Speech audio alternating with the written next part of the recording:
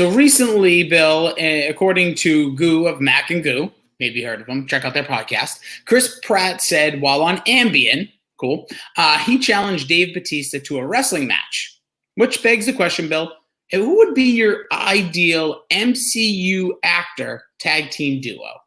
Oh, I mean, if we're going just the actors, Michael B. Jordan and Chris Evans.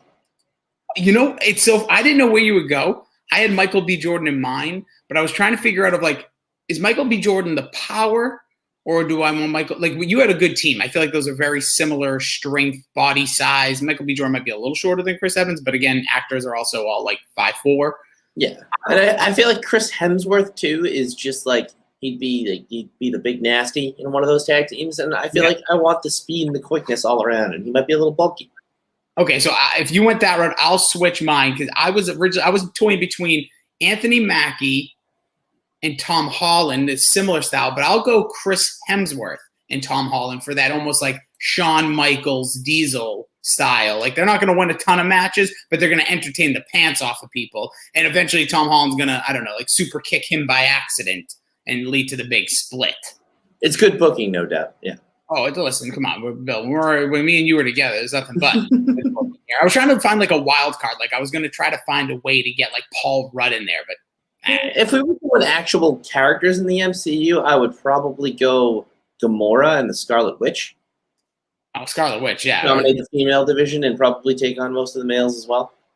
Yeah, I'm trying to think who else. Like, I was trying to fit in. I was trying to see like who else would be like a wild card in this, but like, really, no offense, like as we get deeper into it, like Sam Rockwell, great actor. I'm not putting him in any wrestling matches. Michael Douglas, he just goes downtown if that's the type of match. That's a hero who does it.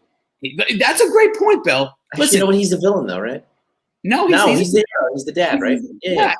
I think that whole situation got a bad reputation. I want Michael Douglas to come out, stand proud, and say, hey, you know what I like to do a lot?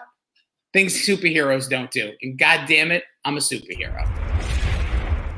Well, if you talk to the average teenager of today and you ask them what it is about pop culture that they like, and the first thing they'll say is the beat.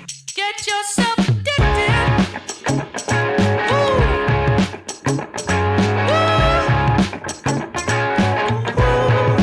Get yourself addicted.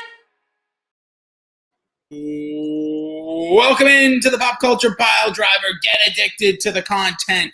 I am Jason Rossi. You can follow along all social media platforms at Jason D. Rossi. Our little show here can be followed at Pop Culture PD. It's a Twitter handle, Pop Culture PD. And when you follow that, it will instantly make you rounder. I don't know. With me, as always, is my tag team partner in the podcast sphere. He can be followed along all social media platforms at Billy D2411. And for a very special short time, because of the occasion that we're dealing with today, you can get on Billy's OnlyFans by using the promo code Billy's Big Dong.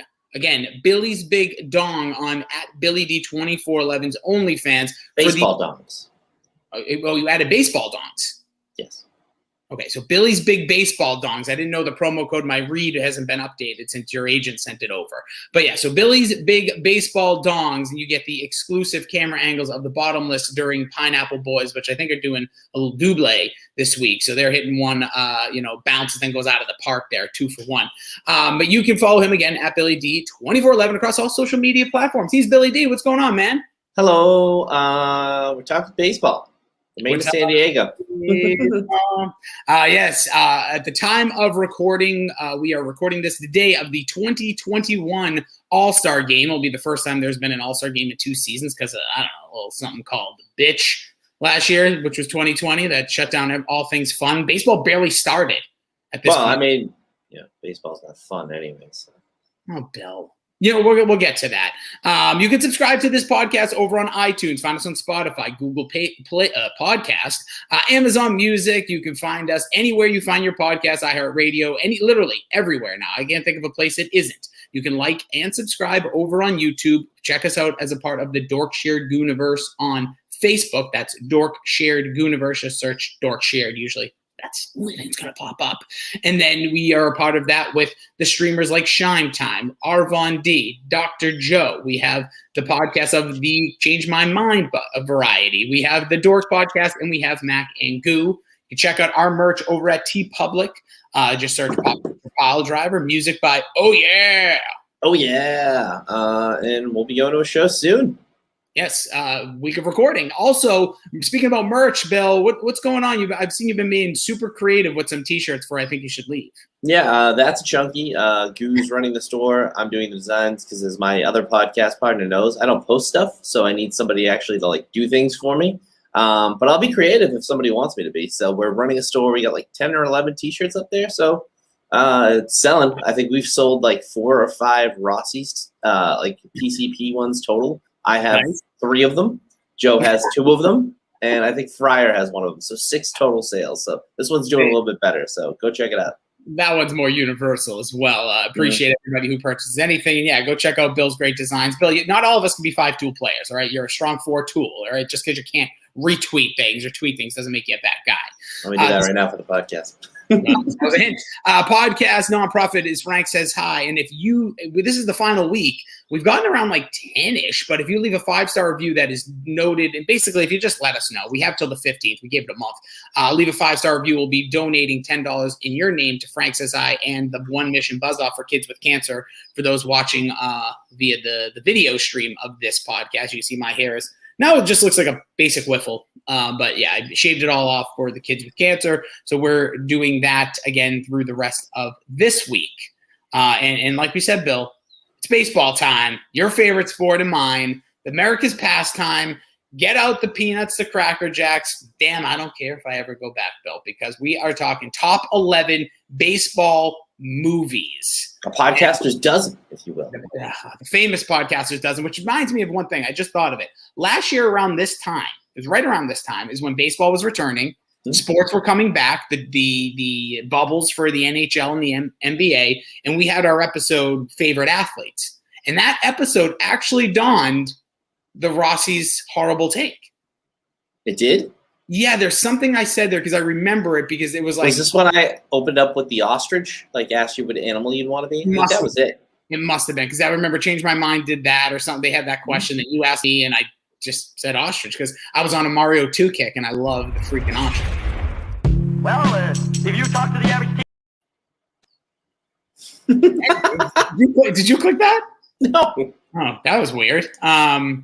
Do we have a third man in here that's hovering? Anywho, yeah, so we're talking top 11 baseball movies, the Podcasters Dozen, and we did something a little different. We reached outside of the DSG to make a little bit of a pop culture pile driver advisory board, if you will.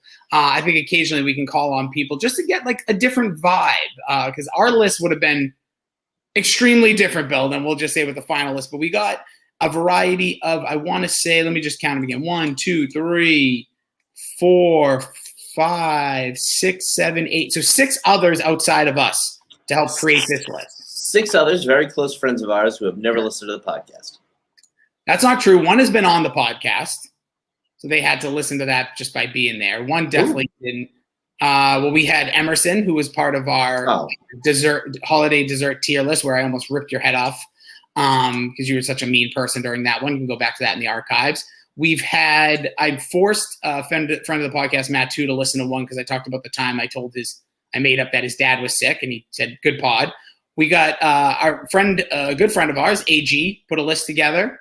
Friend of the podcast who has listened in the past, Pat, has put a list together. Adam Kaufman put a list together. Guarantee he's never listened to a second. Doesn't follow people on Twitter either. Sometimes weird things about him. And then Tommy Freeze Pops, newer to the DK family that you helped. Oh, okay. So I thought you threw it out just to our chat only, like our hometown group chat. No, and I'll be honest, Bill, I was very stern about it. I said, email me the list. If you didn't email it, I didn't count it. I wasn't. The only person Only person I copy and pasted was yours because you are as much of this podcast as anybody has ever been. So F them. Right. I don't like copy and paste. I like lists. I like things very certain. Don't ask for directions. Don't dink me around there. And I also don't like when people copy and paste things in chats. Then other people argue them. And guess what? I don't want your arguments. I want your list. Know what I'm saying? Fair enough. Anywho, but I do respect everybody. And also, it was limited time. I did it last night during the Home Run Derby, which I noticed, Bill, you tweeted, or you were in our DSG chat. You didn't watch Home Run Derby, did you? I did. I watched the first round. I watched Shoei go off, and then Monday's usually when I do all my TV catch up. That's what I. And that's all I really wanted to see. I mean, besides Shohei Ohtani, I don't really care. Soto showed me he's got a beautiful left-handed swing there. I like that kid, but after that, I didn't really care who won. The Muncie. There's great stories in there. Cancer, a guy who's recovered from cancer, but again, it was the Pete Alonso show. Bill, get to know him. Guy was cutting promos like it's WWE. They had like a spinning championship, like Cena medallion, and it was spinning. Bill, it was like 2006 in WWE with John Cena. Didn't he win last year too? He won, 2 years ago. There was none last year, obviously, but yes, he's a back-to-back champion. And by the way, one thing just to note. Ken Griffey Jr. He looks like he drank the gigantic juice from the Simpsons episode. Bill, I looked at him. I was like, oh, it's just hard sometimes when you see like he's big. He's enjoying retirement. You stay positive. You know what? Thank you for that, Bill. Thank you for that. All right, He's one of the greatest, biggest stars in the world, dude. Live your life. Just don't be Elvis. Other than that, just keep it on track. That's it. Words to live by the Pop Culture Pile Driver.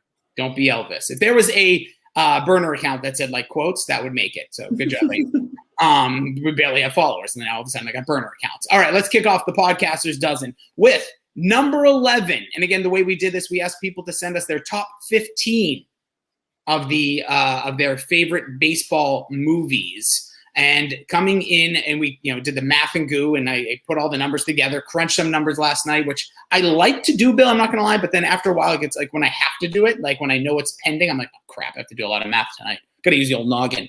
Coming in at number 11, aside from that, is 1994's Little Big League from IMDb. Little Big League is a 1994 American family sport film about a 12-year-old who suddenly becomes the owner and then manager of the Minnesota Twins baseball team. I mean, it's a great premise for a movie, and wouldn't you love to do this? At one time, baseball was probably at least my second, if not my favorite sport. So, I can get behind the idea of this movie. I never really liked this one, though.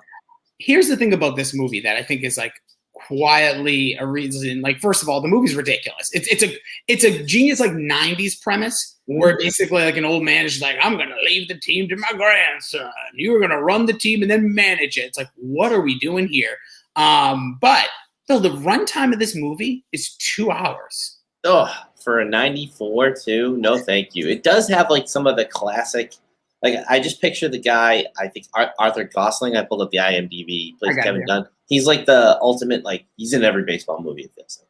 Yeah, and here's the thing: there's no stars in this movie. With all due respect to Kevin Dunn and to Jonathan Silverman, like, and I know there's like Dennis Farnia, the guy from the crappy version of Law and Order that made it go off the air.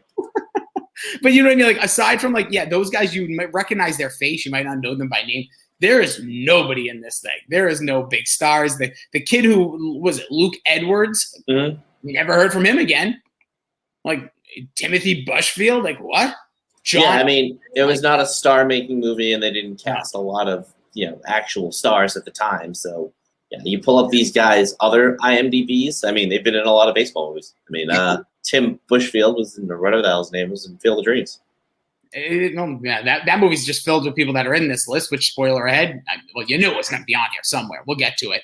But yeah, Little Big League, not one that jumps off the page. Like, it's a great – I remember as a kid, it would be like the summertime. You, like, come in from the pool to have lunch or something, and that you pop that on the VHS. But, like, I don't remember it start to finish. Because I just remember the premise of, like, the whole team hating him and him being, like, in school talking with his classmates about the struggles of being a owner and manager. Like, why are you still in school? Like, you know what I mean? Wouldn't you be like homeschooled or like school? I know, again, trying to bring reality to an irrational situation, but still. Coming in now, Bill, at number 10, Angels in the Outfield. Oh, our guy. The JGL. Amazing performance by him. When the IMDb sentence on these movies, which is my favorite thing to do now. When a boy prays for a chance to have a family, when a boy prays for a chance to have a family, if the California Angels win the pennant, the Angels are assigned to make that possible. Think about that for a second. This kid is desperate for a family, and he puts it on the California Angels winning the pennant. Not even the World Series. They're not even going to win it all, Bill. They just got to win the pennant. They're just going to make the series.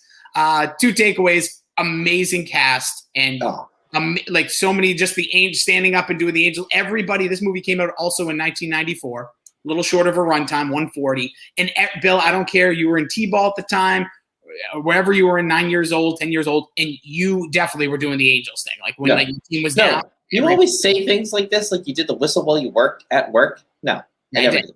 Oh, in the kitchen back in the day, me and Dale Arnold, we were always whistling. We were having a good old time. Me and him. I quote this movie a lot, and it's the most random quote. I will just yell, "Go back to Cincinnati" all the time. Like somebody posted about it in our chat. They had Angels on the outfield low, and I was like, "Go back to Cincinnati." But yeah, Danny F. and Glover. Christopher Lloyd. Glover. I mean, this is a movie I haven't seen in a while, but I know that if I saw it again, just the nostalgia would bring me back. Tony Danza, of course. Tony Danza and JGL getting paired up a lot. And also in Sean John. Or no, Sean John. Run him back. Don John. Don John, Sean John, Steve John, either way. But yeah, obviously Joseph Gordon-Levitt, you mentioned. Christopher Lloyd's in this thing. It's such a ridiculous premise. This is a movie neither one of us, I think, would like just turn on, like, because, Angel in the Outfield. Like, but if like you came over or something, we're sitting out or you're over my house or like friends are together, like you would pop it on for a laugh. One other thing I got to note about this movie, how hot were those Angels hats back in the day? The CA. Oh, beautiful. Yeah. Not a big fan of those. No? See, I feel like I almost like want to buy one now. Like throwback hats are so cool. I feel like you don't see this one ever. Like I think I would stand out if I was walking through the mall and all the babes would be like, look at that guy and his cool hat. I think there is a reason you don't see it a lot today. But just like these last two movies, kind of Space Jam-ish. Yeah, it's also that time frame, and we were very young. So number 9, we're kicking it to a time before we were alive, Bill. The Bad News Bears. Not my version. You had the I'll take the Billy Bob version all day. See, I didn't know. Maybe that might have skewed my numbers there. I didn't know. It's fine. Same movie. It really is, actually, almost word for word, aside from the swears. Bad News Bears, an aging, down on his luck ex-minor league coach, says coaches. Minor leaguer coaches a team of misfits in an ultra-competitive California Little League. This movie really is outstanding, and it's all Walter Matthau. He is... Like, I knew him as the grumpier old men. Like, how were you into that? That's how I was introduced to him. No. I was introduced to him with this movie because my parents loved this movie. My parents watched a lot of baseball movies for some reason, and my sister too. It's weird, but it's a great movie. I really do love Billy Bob's portrayal of it, especially as like a skinny guy doing it. Walter Matthau, I think, fit the bill of a former major leaguer a little bit better, but just a lot of fun. Yeah, it's just in like all the obviously the use of language in this time. Like this was 1978, I believe. Hold on, pulling up. But yeah, like this movie was just also like kid actors then. Like I don't know how many names there are here, but like this movie was just ridiculous. Obviously, the star-studded was Tatum O'Neal, which meow, and then you had Walter Matthau. I'm trying to see it. None of these names ring any bells. Chris Barnes, Alfred Luter. Bill Piazza. I think these are all a bunch of they were just kid actors in the late 70s. Again, this movie had a runtime of 142, 1976. Just a ridiculous film. An awesome artwork for the cover. Oh, yeah. And I think they mimicked it exactly for the cover of the Bad News Bears 2004. Yeah, was it 2004? Whenever. Might have been 2005. Okay, 2005. Either way, but this movie, hilarious, very rewatchable. I think as we get older, we can only relate. Like, imagine being a coach of a T-ball team right now. Oh, a T-ball team? Oh, God, no. I'm just saying, or a competitive, even worse, a competitive, real, like, skilled baseball youth team. No, like a Legion team? God, no. Get out of here. And you can't say crap. These days, this movie, Walter Matthau would be thrown in jail. He would be canceled. It would be a bad life. Well, it wasn't even that they were competitive. They were terrible, right? Well, I know, but it was in a competitive league. Yeah. Ultra competitive. But yeah, wait, did I copy the same thing here? Anyways, but yeah, that number 9, Bad News Bears. And again, one of those movies I think you could dust off. It's great, like this time of year where this is like the downtime in sports, even though in the year we're recording this, the NBA finals are still taking place. These are always great movies, I think, to like kick off when you get here in this time of the year. Bill, coming in at number 8, Bull Durham. And this is a fan who has an affair with one minor league baseball player. Each season meets an up-and-coming pitcher, an experienced catcher assigned to him. And this, again, these sentences make barely any sense. But this is a movie, I'll be honest, Bill, I think it stinks. Really? It's a lot of people's top baseball movie. Like on most lists that I looked at, because I was scrambling for baseball movies and I only picked ones that I saw. I don't think it stinks. I think it's okay. I mean, Tim Robbins and his mom out there, just is it his mom or his wife? I always forget. I believe that was It's his wife. It's definitely his wife. It's definitely his mom. Susan Sarandon, with all due respect, like, woof, yeah, but she's looked the same age she looks the same age today as she did then, and she just looked older then. She just looked like a more she looked like she was an adult lady. Yeah. Yeah. She's always had, you're right, she has had that look, but in this movie, she's looked 40 for 40 years. Yeah, she's kind of got that like Steve Martin aspect to her. But there was something, it's the hair too. Like 80s, there was not a good time for like when you look back. Like Susan Sarandon was almost 40 years younger or 30 years younger than she is now, and she looks, well, not exactly the same, but even go back 10 years. But yeah, this movie to me definitely did not have any standout moments to me. It was not a movie I said, like, oh, yeah, I got to go put on Bull Durham again. Like, this is not – it just wasn't for me. It's a lot of sexy time. It's less baseball. Maybe that's what it was, because obviously I watched all these movies when I was a kid. And so, yeah, maybe I wasn't, 1993, 94, 95, wasn't really big into the sacks. Yeah, it's a lot of painting toenails and stuff like that. And a lot of cute relationships. Yeah, it wasn't really a movie made for us. It came out in 1988. So obviously, whenever I watched this originally, I don't think I had the adult eyes for it. So maybe now I'd have a better perspective on it. But I mean, Kevin Costner in his day, handsome man. I don't understand the appeal of Tim Robbins or ever. So. Oh, come on. He was a stud one time. Just so you know, this has an IMDb rating of 7.1 out of 10 and has a super popularity score. So, yeah, very, very famously or fondly looked back on movie. That was number 8, Bull Durham. Number 7, Rookie of the Year. Funky butt loving. This movie has it all. When an accident miraculously gives a boy an incredible, powerful pitching arm, he becomes a major league pitcher for the Chicago Cubs. This premise takes Little Big League and smokes it.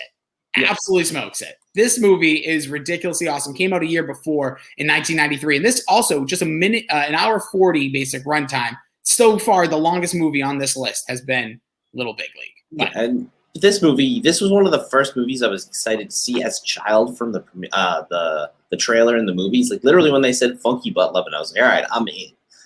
It's got everything. It's got Chet Steadman. It's got the Hot Ice. It's got Brickman. What is it? The Have To and the Want To. Like it's just one of those out there movies. Rabbit Boozer, Rosenbagger. It's a great kids movie. It's got the divorced mom with a crappy not like crappy, but like just totally geeky boyfriend that's in the picture. Yeah. I love everything about this movie. And obviously it spawned probably let's get Angels in the Outfield and a Little Big League right away. Oh yeah. Baseball movies for kids are it. So Thomas Ian Nichols, who went on to the American Pie fame, this actually had somebody who did stuff in the future. He was a hero because he did that. If you watch it, if you know what I'm talking about, if you saw the American Pie films. But yeah, he was awesome in this movie too as a kid actor. Now, awesome, maybe a little extreme, but he was believable, relatable when you were a kid. And again, he made me less scared to get hurt. I know it sounds random, but like his injury turned into the greatest thing that ever happened to him. He became a major league pitcher, Bill. Oh, dude, Braun Strowman as the villain there, the guy who hit the home run. He looks just like Braun Strowman, doesn't he? Yeah, that's Bruce Booger. Yes. That's funny. Also, Gary Busey just being in general. I know you mentioned his character name, but Busey. The Rocket. This is a movie. So I love, I would probably say Angel in the Outfield, but I don't think I'd seek it out. But Rookie of the Year, absolutely worth your time. It has an IMDb score of 6.1 out of 10. Popularity score, not as high as some of the others, but over 2,000 recently. So that comes in at our number 7. Our number 6. Oh, go ahead, please. Yeah, I would quickly say I think it's a better, more fun movie than Space Jam. Oh, I don't know about that. I think it really is. I think it's a better constructed movie, even with a more ridiculous, well, not more ridiculous, but an as ridiculous premise. That's really hard for me. Space Jam I think still like for everything that Space Jam is, I would take Space Jam over this. But for this week, And it's Daniel Stern's only other big movie. Shout out to Daniel Stern. Love him. Celtic pride in the house. Coming in at number 6, Bill, is your number 1 baseball movie. It is Major League 2. With a bullet. Yeah, with the sentence, the Indians are now World Series contenders, but last year's hunger is now replaced with complacency and bad decisions by the new owner threatening to tear the team apart. Oh no, we suck again. I mean, just from the start with the recap and Harry Doyle going banana land, it's such a great movie. They get Jack Parkman, who's an absolute jerk. Even in a new silly, even it's amazing how a uniform can change a guy. He's still a dick. I mean, Harry Doyle in this one, I think, is better. I love the addition of Rube Baker. I know a lot of people think it takes it over the top, but you kind of need that for a comedy sequel. It's tough to make a good comedy sequel. And this is one of my favorite movies of all time. Yeah, you've said that numerous times, so this isn't hyperbole, but I'm telling you that this movie is on that list of good comedy sequels. Now, Yes. I had it. We both equally had this over Major League. Obviously, the others outweighed our numbers, but I still think it's because I have fonder memories of this film because it's more generated towards our age group at the time. This movie came out in 1994. Runtime of 145, has only a 5.6 out of 10, which one of the lowest rated movies. But that's just went to go see his movies in theaters. It was only out for 90 minutes. He did most of his stunts and his own acting. So it's great. The movie, it really is. It does have it all, but I think it's more like I could understand if you like the first one a lot. It's a better movie, the first one. Yeah, in like this one, it just makes it like it's almost like an ad-libs in a way, but then not as good. It's kind of like what the not to the extreme, but what the Hangover did, like Hangover 1 to 2. But this one, I still think has so much more quality, and like I think this is what made some of these characters iconic. Like I swear, Wild Thing was really known after the first one. I remember as a kid, but this put it over the edge. Like at this time, like Wild Thing was as popular as ever. The song, everybody, with the taped glasses. This became if you get a piece of it, I'll let you name the next one. I think I'll call it the Masturbator. I could have been the Artestator, the See You Later, whatever for Vaughn. He's going away for the winner. Should have been called the Hibernator. Like this has so many good, it's just joke after joke. One of my favorite things is like Willie Mays Hayes, who's not even the same guy, who's not even the same actor. They still pull it off. He keeps pointing to the left fielder, and he's like, does he know that guy? And then after he hits the second or third almost home run, he's like, oh, he could be pointing to the left fielder. Like it's just comedy on top of comedy, whereas the first one was a serious movie. Yeah, and also this one brings more. Rick Vaughn becomes like the star of this. He's the main character. Yeah, and you got the love story with the children. I think that's also what some people might not like as much. Yeah, you did mention Willie Mays Hayes, now played by Omar Epps. And he's so good. He's so good in this movie. His comedy time, because it was Wesley Snipes in the first one, right? Yeah. Okay, that's what I thought. Well, obviously, we'll get to it. But yeah, this movie really does. It packs a nice punch, and this might be out of all of them the movie. And I think you might have said like you're going to rewatch this. Like this is a very turn it on and enjoy yourself. Like funny, has adult comedy. You could watch this with younger children as well. To me, it's Naked Gun 33 and a third, the baseball scene. If it was an entire movie, which I put on my list because I ran out of baseball movies. I almost put the Simpsons episode of talking baseball. But that is by far one of the best baseball anythings ever made. All right, that's number 6, Major League 2. Number 5, my number 1, The Sandlot.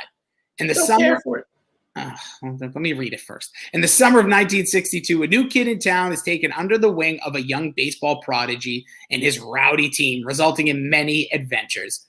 This movie kicks ass, Bill. 1993, again, this also sparked this and Rookie of the Year. Similar time frame. This movie has a runtime of 140 as well. 7.8 out of 10. One of the highest rated. Popularity super low on this movie, though. Way lower than most. It's just not searchable right now, even though it's a great 4th of July movie as well. This also doesn't have many stars. That Patrick Renna has done stuff. The kid was in like The Big Green, the freckled kid.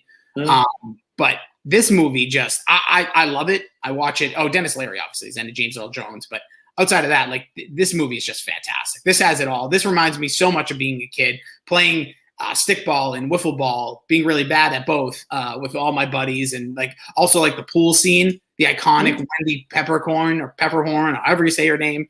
Wendy Peppercorn? Yes. What? Just another one of those like iconic moments to me in film, because this kid, Squints, fakes being drowning in the pool. And by the way, that's a long con. He is taking that mouth-to-mouth resuscitation for like 40 seconds, 50 seconds. Yeah. The best part, too, he might have actually been, like, in the movie-wise out cold. The best part, too, is the girl smiles at him on the way out. Because she knows it took big cojones, Bill. They got booted from the pool the whole time, so they couldn't go back. Nope. And doesn't he marry her in the epilogue, too?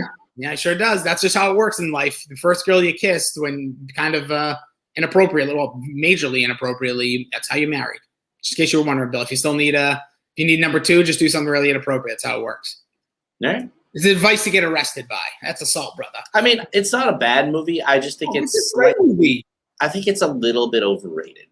I don't hate it. I don't dislike it. It was on my list, but I don't think it's like the greatest thing ever to encapsulate my childhood. I probably had quite a different childhood. I think I played stickball like 4 times. Played a lot of wiffle ball, but yeah. You had it ranked 10th.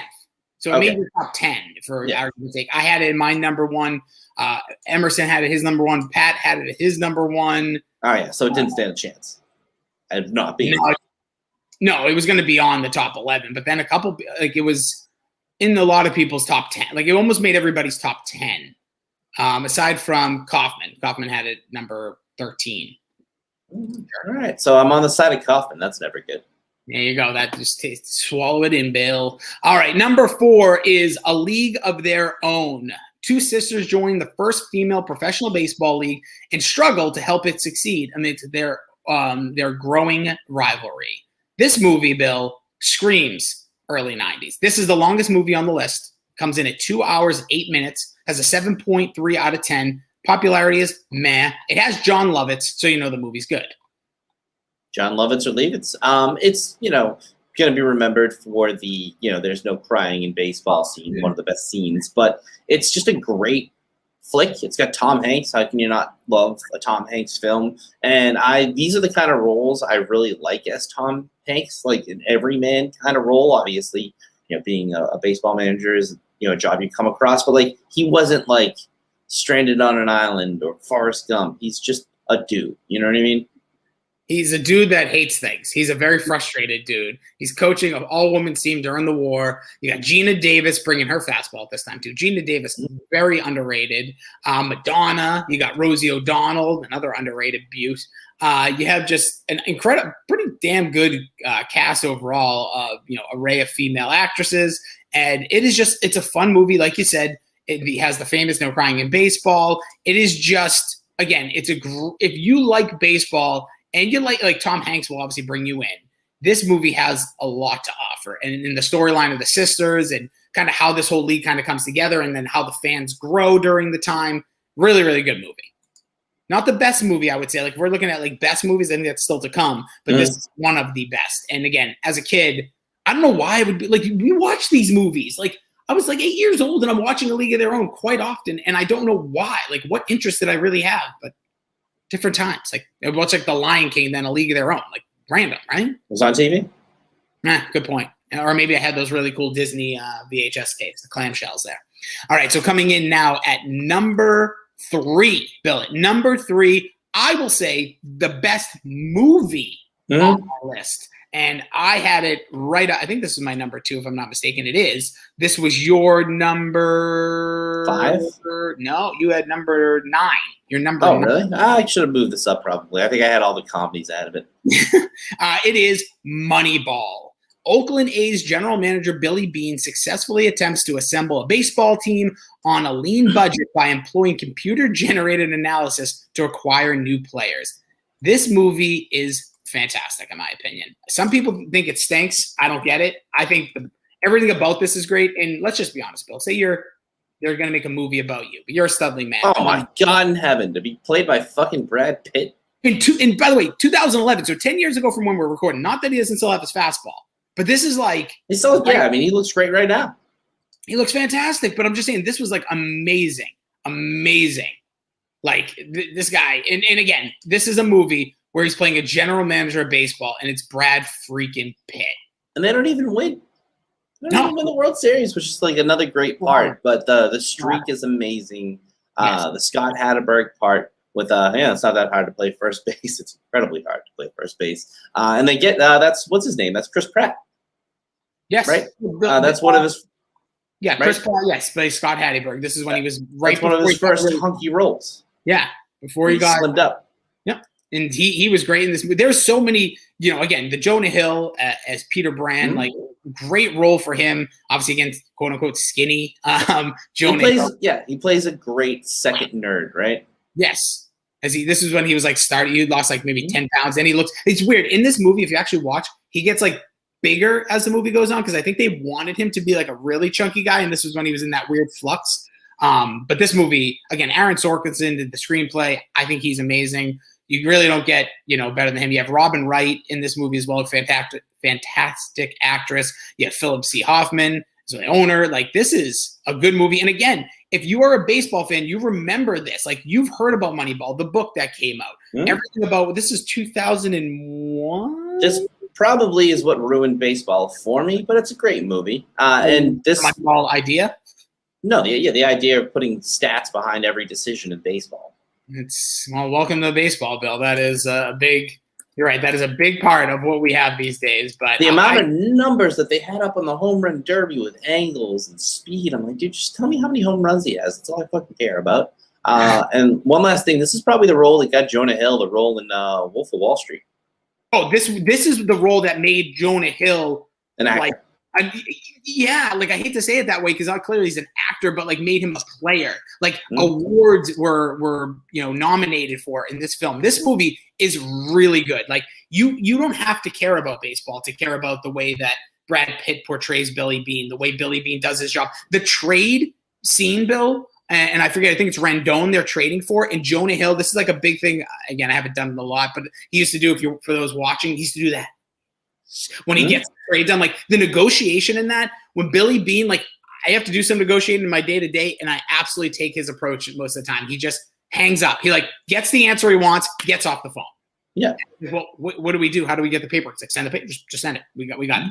And then he gets the other phone call, and it is just fantastic film. And again, one of my favorite scenes is him driving to the park and listening to the radio and the criticisms and the streak, and he like can't be out there to watch. He's like working out, which again. It's just they had to get Brad Pitt looking all sweaty. Yeah, oh yeah. Well, like, I also like this. Do you think Billy Beane was hitting the treadmill really like that? No. I do like the cinematic nature too of the movie. Like they didn't treat it like it was a baseball. Like a lot of the major league stuff is really bright and like bright colors in the daytime. This was more, felt like nighttime the whole time, right? Oh, yeah. I remember correctly. A lot of nighttime here, especially being with the Oakland A's, and that again, great season. Again, the way in the story, the epilogue to it all, where he's being coaxed over to come to Boston, which was a real situation. The movie's great. He ended up staying there, and I don't even know where he is now. He's not there anymore. Okay, so just to recap, we'll get some honorable mentions, and we'll hit our top two. Little Big League at 11, Angels in the Outfield at 10, Bad News Bears at 9, Bull Durham at 8, Rookie of the Year, Rosenbagger at 7. You got Major League 2 at number 6, The Sandlot at 5. 4 was A League of Their Own. 3, Moneyball. Bill, a couple honorable mentions for you. You see what the top 2 are. So what are some that did not make this list that you would mention? Let me pull up my list real quick here. You had Naked Gun in there. You had the Bench Warmers. You're the only person to put the Bench Warmers, which I love the Bench Warmers. Never seen it. It's a good movie. It's fun. You Mr. 3000. I thought that movie stinks. I just needed baseball movies. I understand. I just think like some people talk that movie up a little bit. Obviously, movies that didn't make it. 42, excellent movie. 61, which was an HBO exclusive Billy Crystal put together about the home run chase. It also has the asterisk at the end with just an awesome film. And Billy Crystal, one of the best minds, especially when it comes to some sporting movies, especially baseball. For me, I'll just mention too that Fever Pitch was my number 3 movie. Fight Me. That movie's great.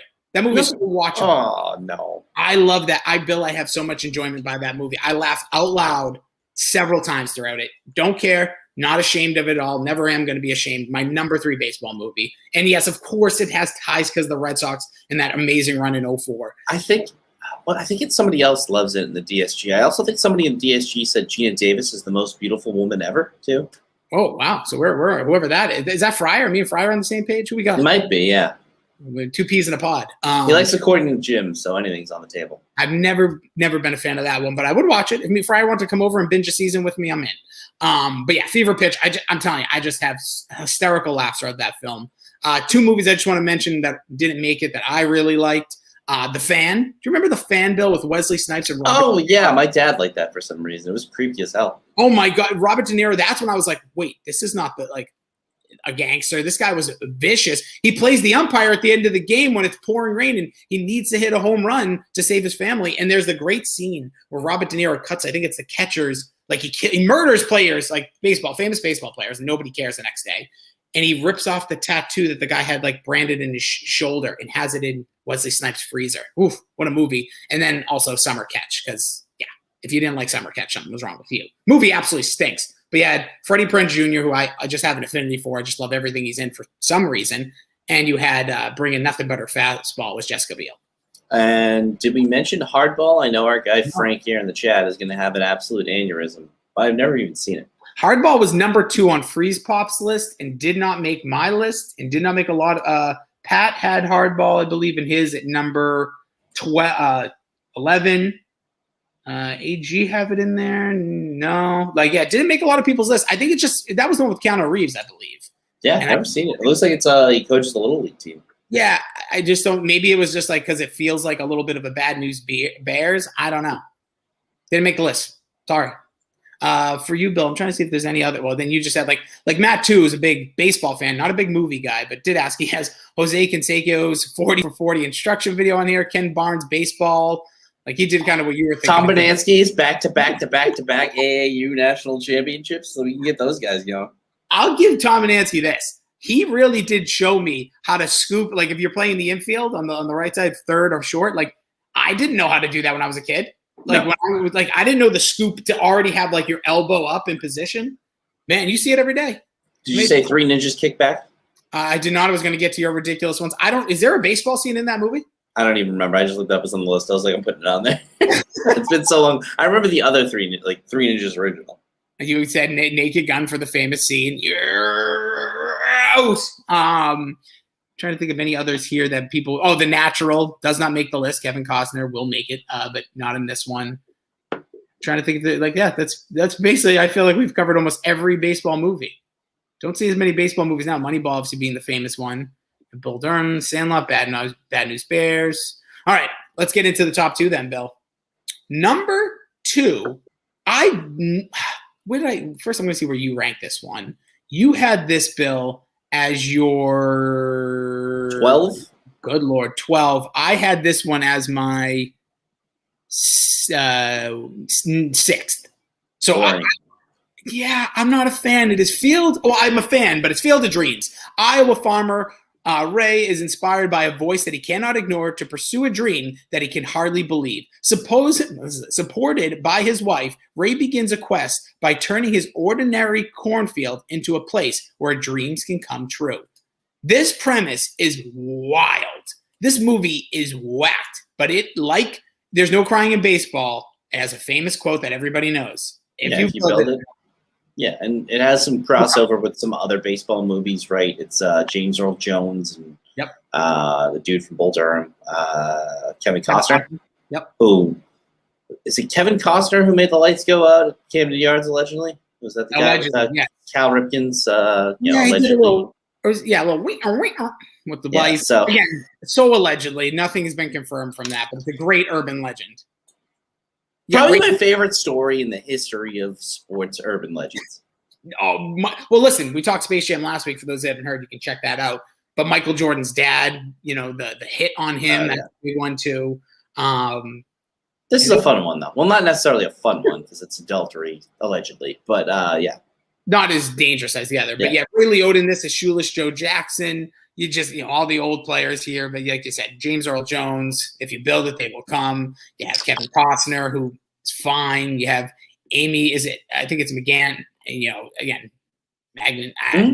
She wasn't anything special to me either. But this movie is also has a runtime, Bill, of 147. So, again, shorter in Little Big League. Has a 7.5 out of 10 and has a pretty good popularity over on the IMDb. Again, not a movie I seek out, not a movie I see on television a lot anymore. It's on like MLB Network, if anything, which is strange to see a movie on. I was just never into it. This to me was the essence of baseball today. Boring. Crazy. It's crazy. But again, overall, like when it comes to baseball, this is a movie that comes almost straight to mind just because of the title, Field of Dreams, and at the end they have like a baseball game with all these old, famous players. Again, Iowa, just it's fine. Again, just not for me, but again, very heavily weighted by people outside of us. Field of Dreams was Adam Kaufman's number one, was high on almost everybody else's list. Field of Dreams was AG's number one movie. Yeah, Anthony. So the advisory board taking this one. And then number one, Bill, Major League. The new owner of the Cleveland Indians puts together a purposely horrible team so they'll lose and she can move the team. But when the plot is uncovered, they start winning just to spite her. I mean, it's a great actual movie. It has comedy all over it. Harry Doyle's very good in this one. You get the crappy team bus rides. You get the crappy team planes. You get the guy from the penal system, Rick Wild Thing Vaughn. But the main thing is, the older guys' storylines in this one, which doesn't do it for me as much. See, you have also Wesley Snipes playing Willie Mays in this one, who was really good. And the coach makes this one. Obviously, you got Dorn, Corbin Burnson, great. And he was better in this than he was in the second one. Oh, no way. He was way better in the second one. Is April too early for a Roger Dorn night? This one, he's kind of a dog. This one of the main storylines, his wife. This is the actual storyline that I like. His wife gets kind of back in the game when she sees him go into like a hotel room with a young minx, and then she sleeps with Vaughn. Meow. Yeah, things happen. Well, this movie definitely way more dramatic. But who was the owner in this? Not Renee Russo. She wasn't the owner. She's just one of the actresses. I forget the woman's name. I had it here earlier. It doesn't matter. She's not very famous, but what a fox, Bill. And then I remember this movie came up, by the way, in 1989 and had the coolest looking poster because you had the baseball cards of the players and you had that badass looking baseball with the mohawk. Yeah, so it's kind of, I guess, I don't know what's proper terms these days, like a Native American-esque look on the baseball, being that it was the Cleveland Indians, who will no longer be the Cleveland Indians next year, according to all sources. The Spiders are one of the favorites. Cleveland Spiders, Bill. Cleveland Spiders. Anyways, but yeah, this movie, when this part where every time they win, they get to rip off a piece of the dress, clothing, yeah. That, I'm telling you, even as a kid, I was so uncomfortable by because I didn't I'm like, wait, why are you undressing this woman? Even though, and then as you get further on, like I thought, is there nudity there? I still don't know. I don't think so. Is it rated R? The movie is rated. I think everything was rated R. I think there might be the nips in this movie. I think there's nips under there, but I think we've seen it so many times where you don't see that. I'm pretty sure there's nudity. I mean, I've mostly seen this movie on TV, and I don't think we've actually shouted out one of my favorite characters from the entire series who gets, the launching pad here as the Allstate guy, but Pedro Serrano. Oh, Pedro Serrano is unreal. Again, better than the second movie. Second one, yes. By the way, I guess no nudity. It says there's partial nudity in team locker room. Bare butts, balls back. Are visible. The female team owner slaps a couple of players' bare butts. Two sets of characters have off-screen sex. Viewers see just foreplay and afterglow. Oh, what a term. Foreplay and afterglow, Bill. We should make a cover band. And a player is caught cheating on his wife in a televised news segment that we just mentioned. Yeah, okay, so maybe not. Maybe there isn't nips. Maybe it's like an urban legend in my head or a barren. Yeah, she snaps a jock in Major League too. Yeah, that's right. All right, anyways, Major League, again, I think the better film, more fun, Major League 2. But our number one, the pop culture pile driver, lock it in, baby. Number one baseball movie, Major League. Go out and watch it during these weird off days. You have the All-Star game, then you have you have the finals of the NBA, but then you have some off days. Throw on Major League. It's a fun film for you to enjoy. And again, if I didn't already say, it has a 7.2 out of 10 and a high popularity rate on IMDb. So the highest one for ratings purposes still is Moneyball, getting that. And, Sandlot had a 7.8, which is right up against it. Again, the kids, man. It's all about the kids.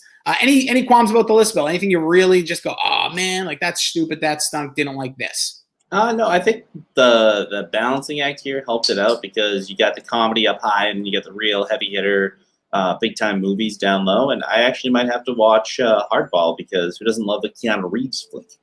Oh yeah, I'll be out on my mind, though. Bill, I've been watching some stuff. This Fear Street, that is a 3-part series, R.L. Stine book series that's been turned into film. We had 1994 last time. This is 1978. I like 78 better. Really? I thought this movie was really good, and I've seen most reviewers not like it as much. I just didn't find it as corny. I found it a little more appealing, and it's just more of a slasher, too. If you're going to watch a horror movie, you have the nostalgia of, like, the Friday the 13th, the Halloweens. This kind of gave me more of that vibe, and it had the redhead girl. I apologize for not knowing her name from Stranger Things Season 2 and 3. So she's really good. I think she's just a strong actress. I think she's in it for the long haul. But this movie's really good. A lot of gore. Had my wife wincing in moments, which I haven't seen her do that in a long time, like actually trying to cover her face, which I was like, okay, and there is no stopping the gore in these films. Like, this is not for kids. R.L. Stine, the name, it's like, he's putting it all on the line here. There's no goosebumps in this one, Bill.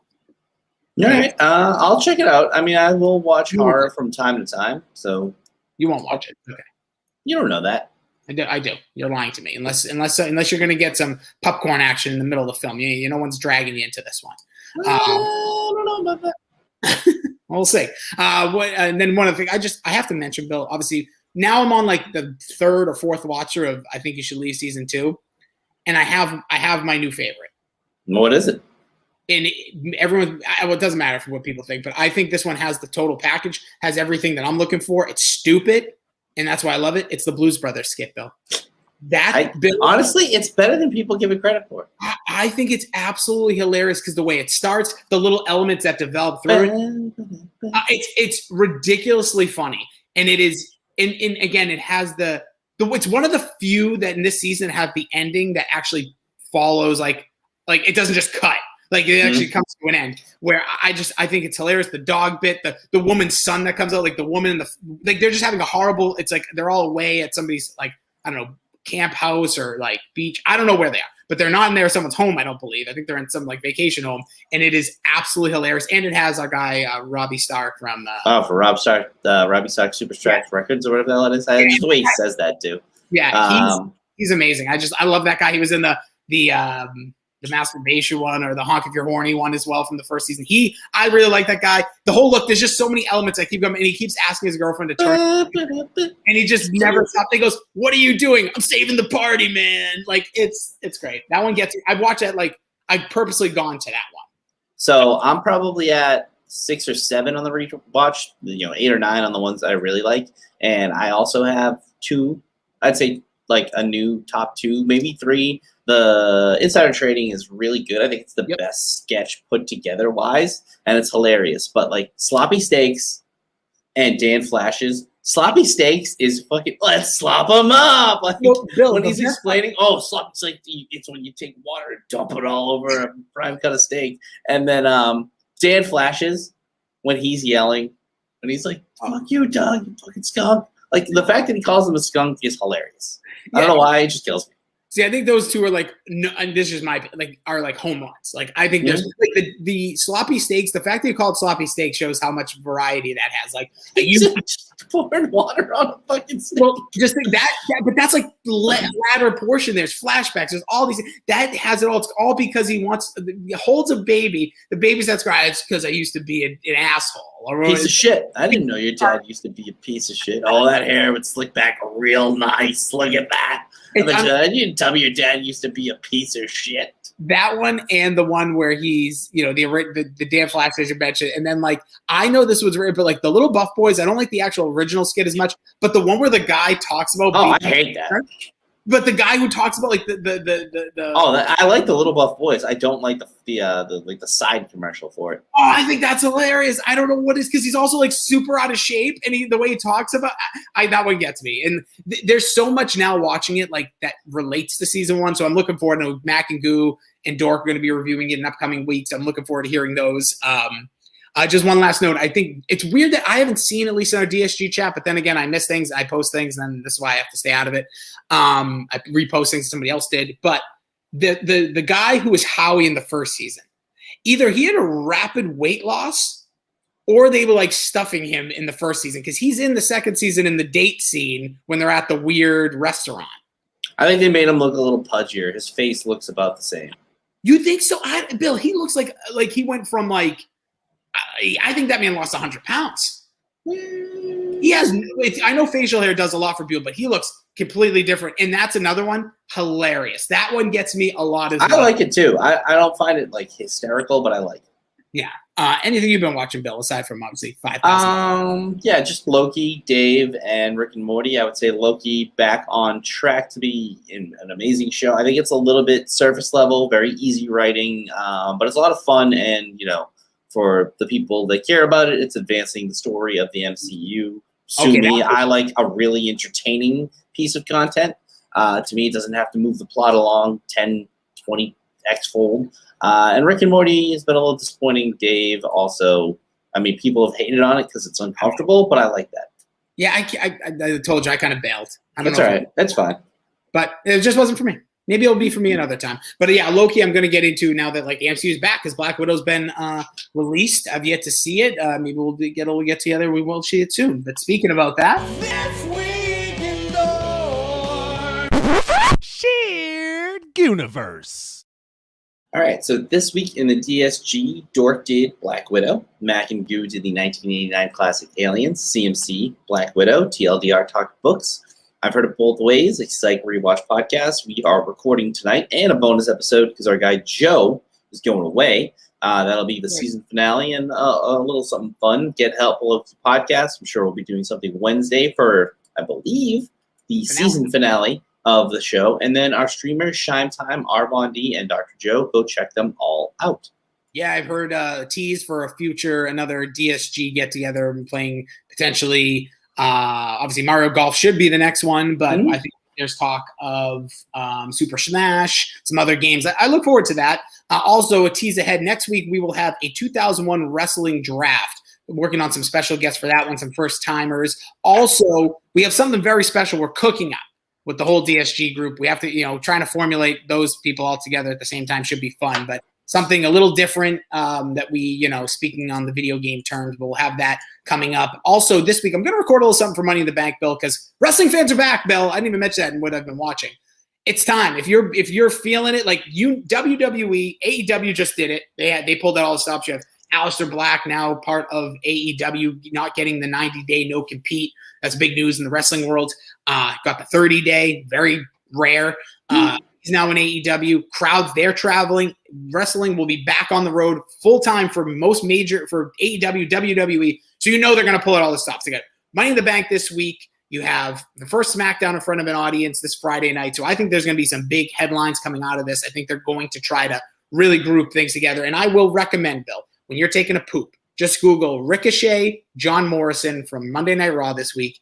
Awesome. Like, just entertaining to watch. It was and those two guys are absolute maniacs. It's almost like, the things Morrison could do 20 years ago or 10 years ago. It's unbelievable he can still do them now. He's an elder statesman as well. So was it probably like the didn't Ricochet have like a indie match with that other dude who was crazy? With crap, I'm not going to remember it, and we don't have time for it. There it is, everybody. There's your Rossi and Billy don't remember a name of the week. That's why I had to keep IMDb's open. But yeah, well, also for August, we're going to do some stuff because SummerSlam, Bill, it'll be 15 years since we were there in person. I think we reviewed that one. Ooh, Will Ospreay, by the way. Will Ospreay, thank you, Bill. Suck it, everybody. But no, hope everyone just has a fantastic week. Please do rate, review this podcast. 5-star review is $10 donation for kids with cancer. Be huge for us. Follow him at BillyD2411. I'm at Jason D. Rossi. Bill, any party words for the fine folks? Slap it on the biscuit. Frank says hi.